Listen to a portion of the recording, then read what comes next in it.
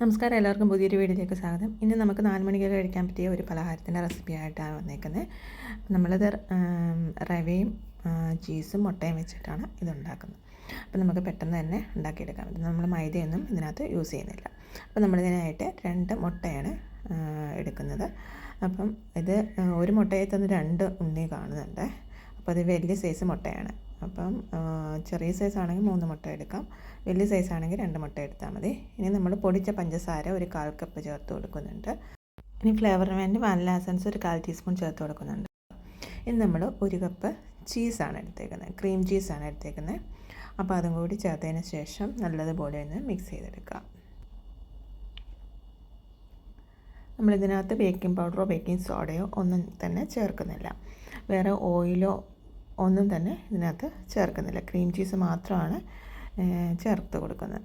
ഇനി നമ്മൾ വറുത്ത റവ ഒരു 100 ഗ്രാം വറുത്ത റവ ചേർത്ത് കൊടുക്കുന്നുണ്ട്. അപ്പോൾ റോസ്റ്റഡ് റവയുടെ പാക്കറ്റായിട്ടാണ് വാങ്ങിച്ചേക്കുന്നത്, അല്ലാതെ വറുത്തതല്ല. ആ പാക്കറ്റിൽ തന്നെ റോസ്റ്റഡ് റവ എന്ന് എഴുതിയിട്ടുണ്ടായിരുന്നു. അപ്പോൾ ആ ഒരു ടൈപ്പ് റവയാണ് എടുത്തേക്കുന്നത്. ഒരു അരക്കപ്പോളം വരും 100 ഗ്രാം എടുത്തിട്ടുണ്ട്. ഇനിയും നമ്മൾ ഒരു കേക്ക് പാൻ എടുത്തിട്ട് അതിനകത്തോട്ട് ബട്ടർ പേപ്പർ വെച്ച് കൊടുത്തിട്ടുണ്ട്. അപ്പോൾ അതിനകത്തോട്ട് ഈ ബാറ്റർ ഒഴിച്ച് കൊടുത്തിട്ട് 180 ഡിഗ്രിയിൽ പ്രീ ഹീറ്റഡ് ഓവനിൽ 25 മിനിറ്റ്സ് ബേക്ക് ചെയ്തെടുക്കാവുന്നതാണ്. നമ്മൾ ഓവൻ ഇല്ലാത്തവർ അല്ലാതെ പാനിനകത്ത് വെച്ചിട്ട് ലോ ഫ്ലെയിമിൽ വെച്ചിട്ട് ഇതുപോലെ 25 to 30 മിനിറ്റ്സ് ലോ ഫ്ലെയിമിൽ വെച്ചിട്ട് ബേക്ക് ചെയ്തെടുക്കാവുന്നതാണ്.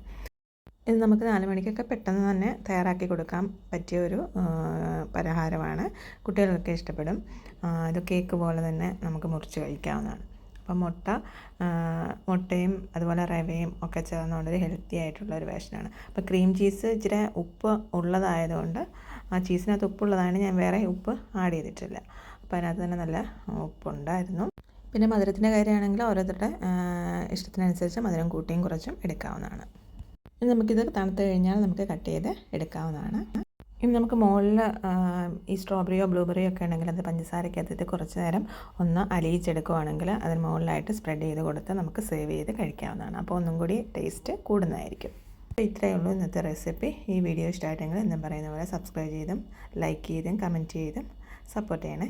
ഇനി അടുത്തൊരു വീഡിയോയിൽ കാണുന്നവരെ ബൈ.